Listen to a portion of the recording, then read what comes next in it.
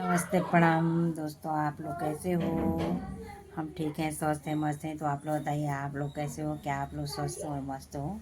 देखिए, आज हमारे यहाँ ना बारिश हो रहा है और लगभग समझ लीजिए कि 10-15 दिन से ये हाल है। एक दिन धूप, एक दिन बारिश, एक दिन धूप, एक दिन बारिश। आधा दिन धूप रहता है, फिर आधे दिन के बाद मौसम ख़राब हो जाता है, बारिश होने लगता है। तो ये हाल है हमारे यहाँ मौसम का। और आप लोग बताइए, आप लोग के यहाँ का क्या हाल है? देखिए, मेरे बच्चे एंजॉय कर रहे हैं। अभी शोर नहीं मचाओ, मुझे वीडियो बना लेंगे। तो मैं आप लोगों को कहानी सुनाने जा रही हूँ। कहानी का शीर्षक है, परमात्मा जो करता है अच्छा ही करता है। हम शुरू करते हैं कहानी। आप लोग बने रहिए हमारे वीडियो में और वीडियो पूरा वॉच करिएगा, लास्ट तक देखिएगा, तभी आपको समझ में आएगा और अच्छा लगेगा। और फिर आगे की वीडियो भी आप लोग देखोगे। तो हम कहानी पेश करते हैं आप लोगों के सामने। आप लोग कहानी जरूर सुनिए हमारा। किसी समय किसी देश में सूरसेन नामक राजा हुआ करता था। वह अपनी संतान के सामने प्रजा का पालन करता था। सुमति नामक उसकी मंत्री का परमात्मा का अटूट विश्वास था। परमात्मा जो करता है अच्छा ही करता है, वह ऐसा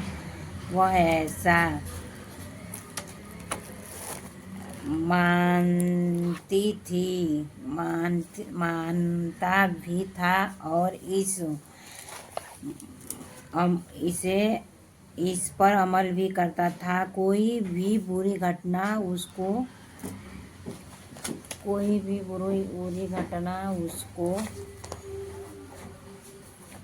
यार अमृता, दरवाजे लगाना, दरवाजे लगा दे। कोई भी बुरी घटना उसको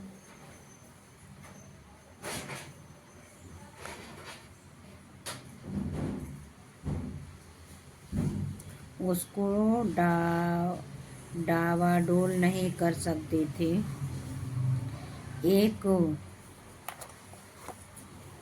मैं सीधा बैठ जाती हूँ।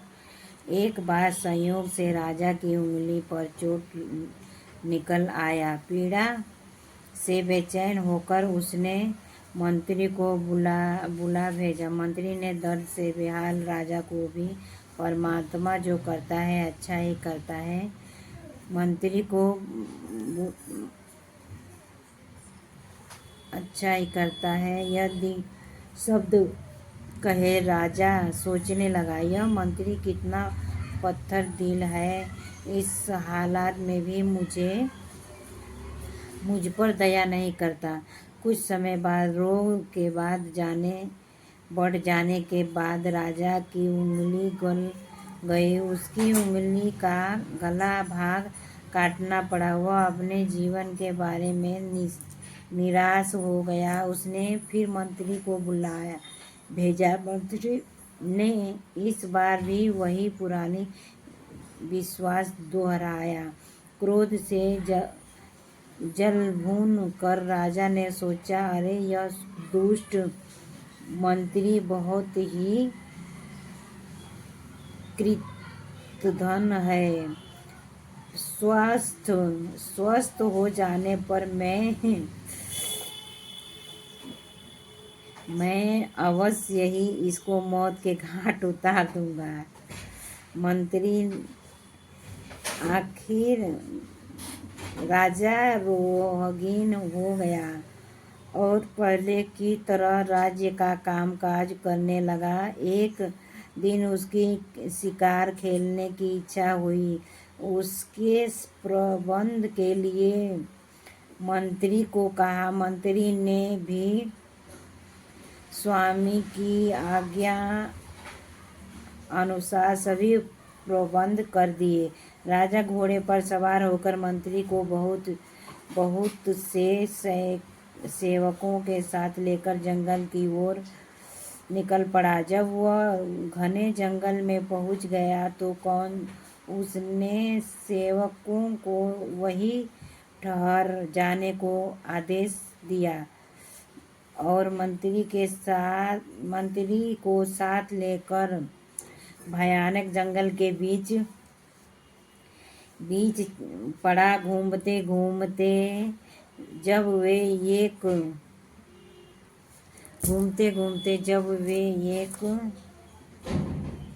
एक कुएं के पास से गुजरे।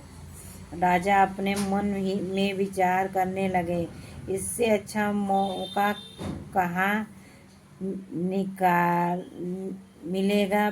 प्यास का बहाना बनाकर इसे कुएं में जल लाने को आज्ञा देता हूँ, और ज्यों ही यह जल निकालने के लिए नीचे की ओर झुकेगा, मैं इससे कुएं में गिरा दूंगा। राजा ने सोचा था वैसा ही कर दिखाया। मंत्री ने गिरते गिरते भी वही पुराने शब्द दोहराए, परमात्मा जो करता है अच्छा ही करता है। इतने में सूर्य देवता अपनी किरणें समेट कर अस्त हो गए। राजा को जंगल से बाहर निकलने का मार्ग नहीं सूझ रहा था। जंगली जानवर चारों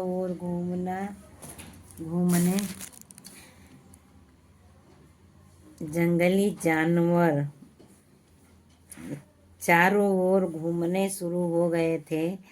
आखिर थका हारा राजा डर का मारा एक वृक्ष पर चढ़कर जा छिपा। उसने घोड़े को पहले ही वृक्ष के नीचे बांध दिया था। अब रात काफी घनी हो चुकी थी। इतने में किसी दूसरे राजा के सैनिकों का एक बहुत बड़ा दल उस भयानक जंगल में घुस आया। घोड़े को वृक्ष के साथ बाधा देखकर उनको विश्वास हो गया कि इसका सवार भी अवश्य ही आसपास छिपा बैठा होगा। वे लोग मन ही मन प्रसन्न हो रहे थे कि यदि कोई मनुष्य इसके हाथ लग जाए तो वे उसे प्रातःकाल राजा के पास ले जाएंगे। राजा चामुंडा देवी को उसकी बलि चढ़ाकर अपना संकल्प पूरा कर लेगा, और उनके कर्तव्य का पालन भी हो जाएगा।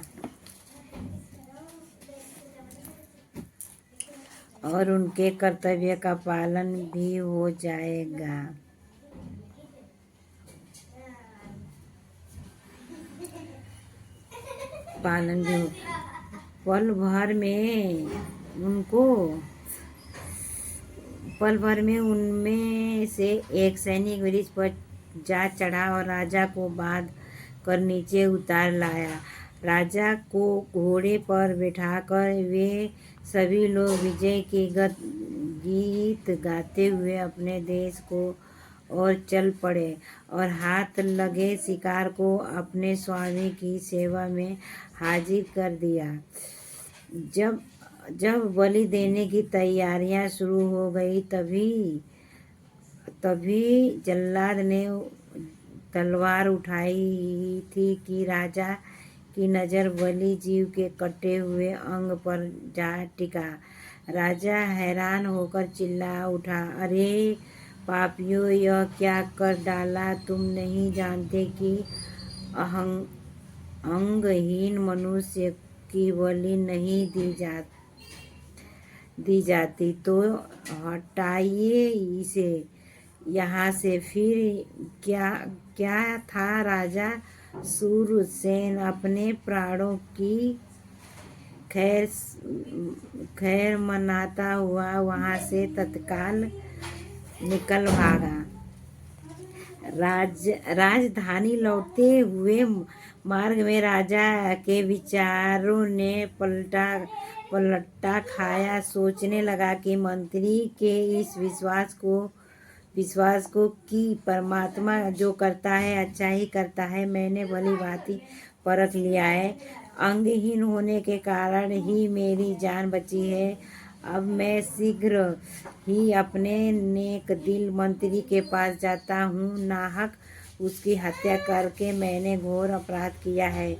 वह क्या अब भी जीवित है? चलकर देखता हूँ।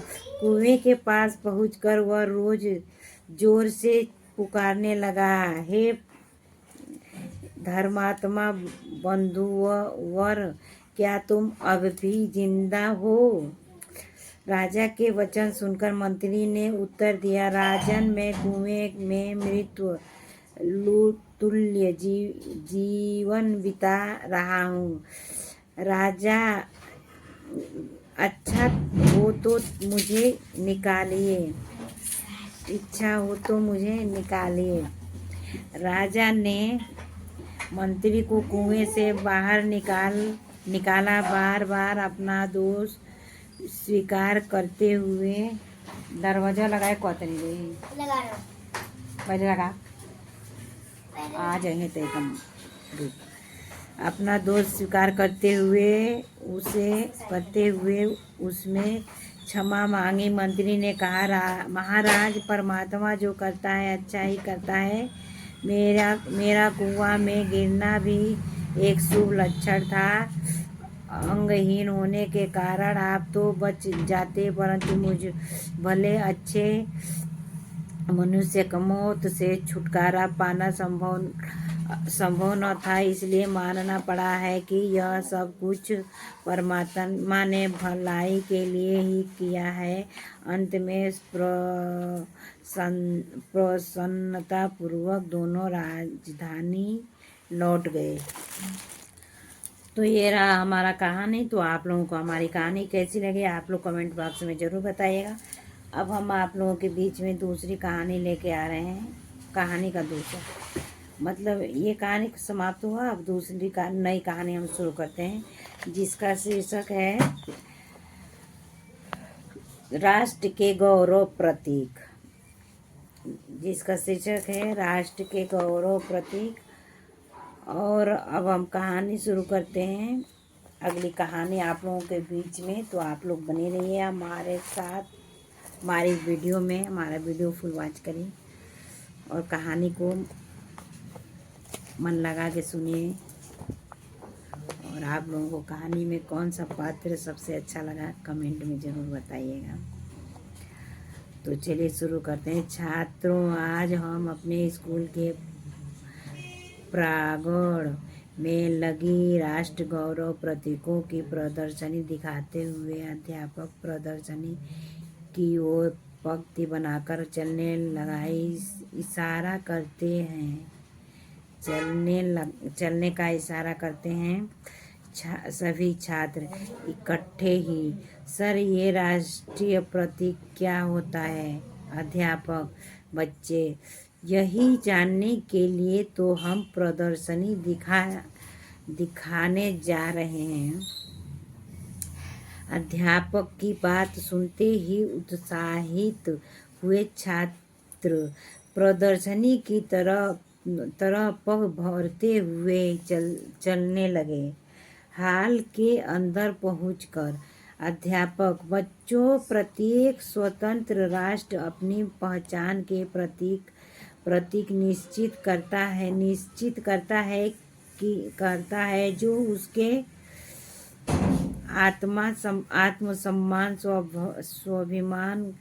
स्वाभिमान करता एवं गौरव के प्रतीक होते हैं। उन्हें राष्ट्रीय प्रतीक कहा जाता है, जैसे राष्ट्रीय ध्वज, राष्ट्रीय चिन्ह, राष्ट्रीय पशु, राष्ट्रीय पक्षी इत्यादि।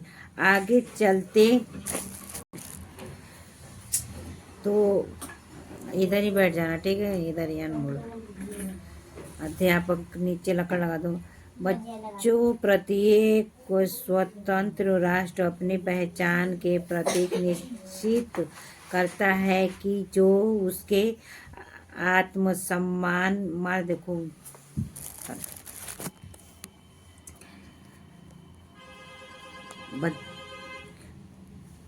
राष्ट्रीय प्रतीक कहा जाता है, जैसे राष्ट्रीय ध्वज, राष्ट्रीय चिन्ह, राष्ट्रीय पक्षी, राष्ट्रीय पशु। आगे चलते हुए राष्ट्रीय ध्वज की ओर इशारा करके अध्यापक, बच्चों यह क्या है? सभी छात्र मिलकर एक साथ, राष्ट्रीय ध्वज हमारा राष्ट्रीय ध्वज। अध्यापक, जैसा कि आपको पता है कि इसमें 3 रंग की पट्टियाँ होती हैं, इसलिए इसे तिरंगा भी कहते हैं। हमें इसे सभी राष्ट्रीय पर्वों और विशेष अवसरों पर स्कूलों, सरकारी कार्यालयों के मुख्य भवनों पर तो इसे लहराया ही जाता है, किंतु 23 जनवरी 2004 से संविधान द्वारा भारत के सभी नागरिकों को इसे अपने घर, सार्वजनिक पार्क आदि में सम्मान के साथ फहराने का अधिकार दिया है। नव्या, सर, लाल किले पर इसे कौन फहराता है? अध्यापक, बच्चों, प्रत्येक वर्ष राष्ट्रीय पर्व स्वतंत्रता दिवस 15 अगस्त को देश के प्रधानमंत्री और गणतंत्र दिवस 26 जनवरी को देश के राष्ट्रपति नई राजधानी दिल्ली में इसे लाल किले पर फहराते हैं। जैस्मीन, आगे बढ़कर, सर, ये तो हमारा राष्ट्रीय गान है, जिसे हम बहुत स्कूलों की सभा में गाते हैं। राष्ट्रीय गान शुरू करते हैं, तो आप लोग राष्ट्रीय गान सुनिए पूरा। जनगण मन अधिनायक जय हे भारत भाग्य विधाता, पंजाब सिंधु गुजरात मराठा द्राविड़ उत्कल वंद विंध्य हिमाचल यमुना गंगा उच्छ्वल जल्द तरंग, तब शुभ नामे जागे, तब शुभ आशीष मांगे, गाहे तब जय गाथा, जनगण मंगलदायक जय भारत भाग्य विधाता, जय हे जय हे जय हे जय हे। उदय, इसके नीचे रविंद्रनाथ टैगोर क्यों लिखा है, सर? अध्यापक, बेटे, यह राष्ट्रीय गान है, रचयिता का नाम है। ये भारत के प्रसिद्ध विद्वान एवं कवि थे। इन्होंने 27 दिसंबर 1911 को इसकी रचना की और 24 जनवरी 1950 को इसे राष्ट्रीय गान के रूप में स्वीकार किया गया। दिव्या सर, जब ये गान गाया जाता है तो हम सावधान क्यों खड़े होते हैं? अध्यापक, शाबाश दिव्या, आपने बहुत अच्छा प्रश्न किया। जब राष्ट्रीय ध्वज फहराया जाए या राष्ट्रीय गान गाया जाए, तब हमें इन्हें सम्मान देने के लिए शांतिपूर्वक सावधान खड़े रहना चाहिए। इसे गाने में मात्र 52 सेकेंड ही तो लगते हैं। अध्यापक, आगे चलकर, अनुसरण करने का इशारा करते हुए, यह अगला प्रतीक हमारा राष्ट्रीय गीत वंदे मातरम है। राष्ट्रीय गीत वंदे मातरम।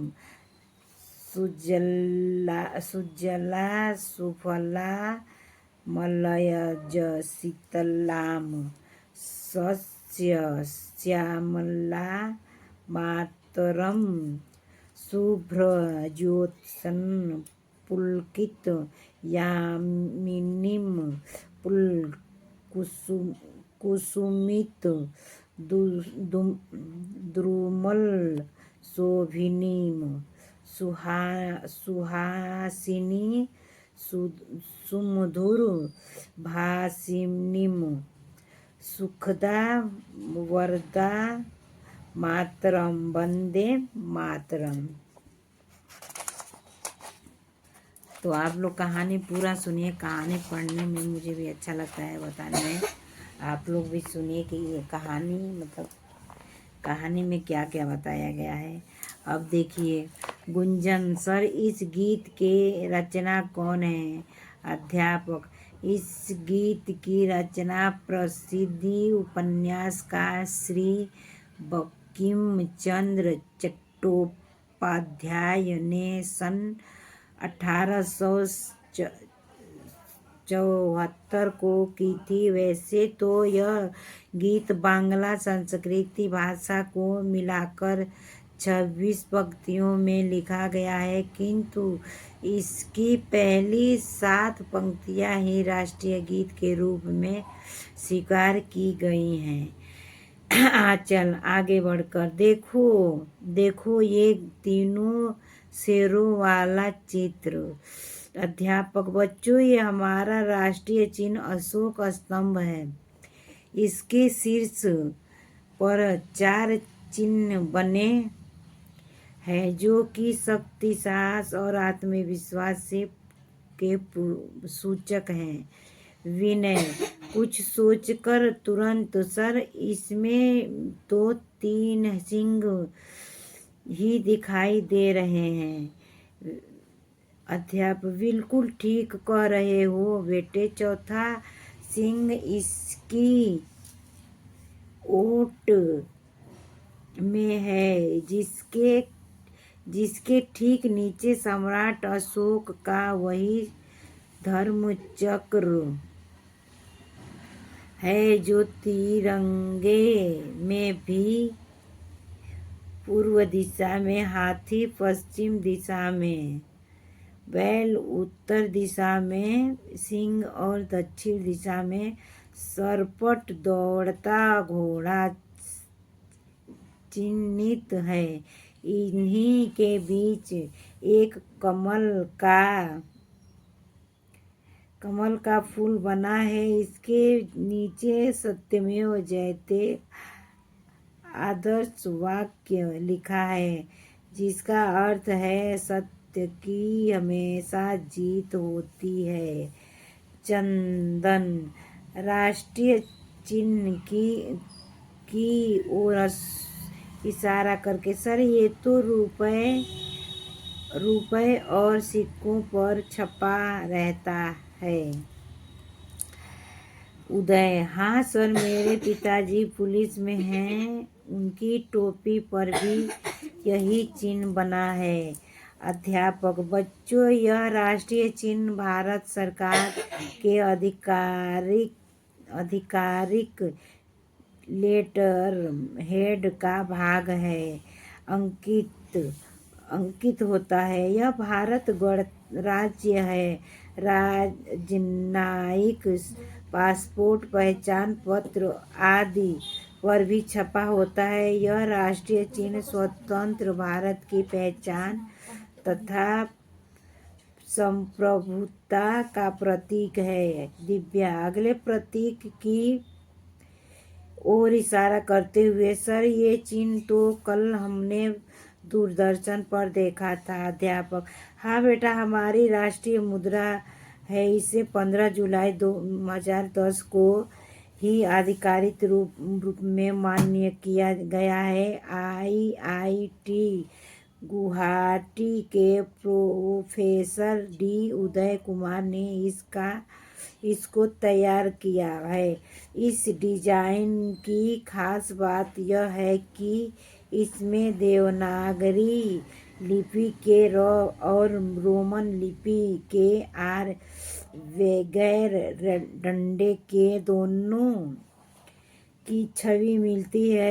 इससे भारतीय रुपए को पहले अंग्रेजी में RS या RE या फिर INR के रूप में दर्शाया जाता था, किंतु अब के बाद रुपया पांचवी ऐसी मुद्रा बना गया है जिससे उसको चिन्ह से पहचाना जाएगा। हमारा यह चिन्ह भारतीय अंतर्राष्ट्रीयता का अद्भुत मेल जान पड़ता है। तो बहुत बहुत धन्यवाद आप लोगों का हमारा वीडियो वॉच करने के लिए। जो लोग नए हैं वीडियो में वो लोग चैनल सब्सक्राइब जरूर करिएगा। जो लोग पुराने पहले से ज्वाइन हैं उन लोगों को बहुत बहुत धन्यवाद सपोर्ट करने के लिए। और हमारे वीडियो पे लाइक कमेंट जरूर करिएगा। तो जय माता दी, जय श्री कृष्णा। अब हम वीडियो एंड करते हैं और आप लोग हमारा वीडियो देख के अपना काम करें।